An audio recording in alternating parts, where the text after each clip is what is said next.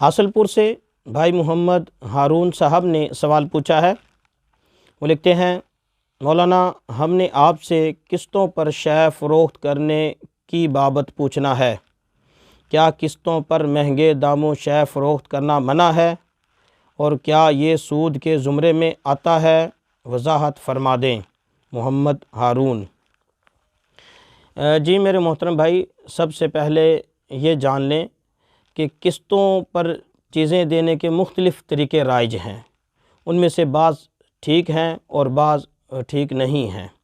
بعض سود کے زمرے میں آتے ہیں، بعض سود کے زمرے میں نہیں آتے۔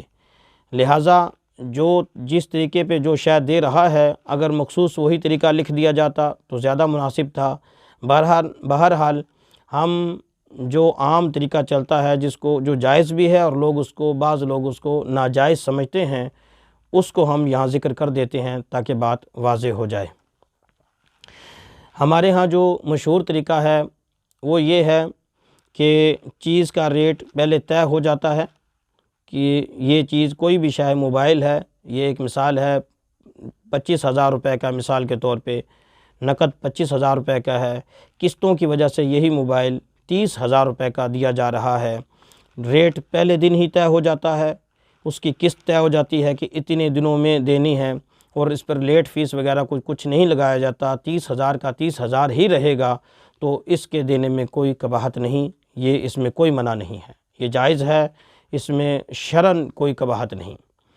دوسری صورت یہ ہے کہ ریٹ قسطوں پر، تو جو میں عدم جواز کی دوسری وجہ بتا رہا ہوں کہ چیز جو شے دی جا رہی ہے، یہ مطلب اگر آپ مجھے 3 مہینوں میں پیسے دیں تو اتنے دے دیں، 4 مہینوں میں دیں تو اتنے دے دیں، بندہ شے لے جاتا ہے، اگر میں 3 مہینوں میں دے سکا تو اتنے دے دوں گا، نہیں تو 4 مہینوں میں اتنے دے دوں گا، نہیں تو 5 مہینوں میں اتنے پیسے دے دوں گا، یہ خالص سود ہے۔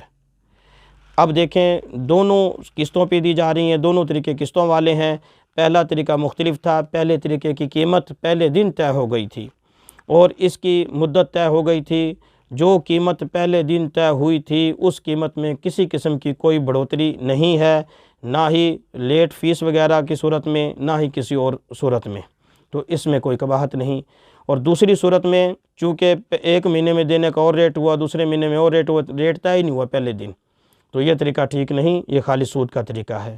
اس لیے اب آپ دیکھ لیں، جو بندہ جس طریقے سے دیتا ہے، اگر پہلے طریقے کے مطابق دیتا ہے تو کوئی حرج نہیں، آپ لے سکتے ہیں، جائز ہے، اور اگر دوسرے طریقے کے مطابق دیتا ہے تو پھر نہیں لے سکتے، ناجائز اور حرام ہے۔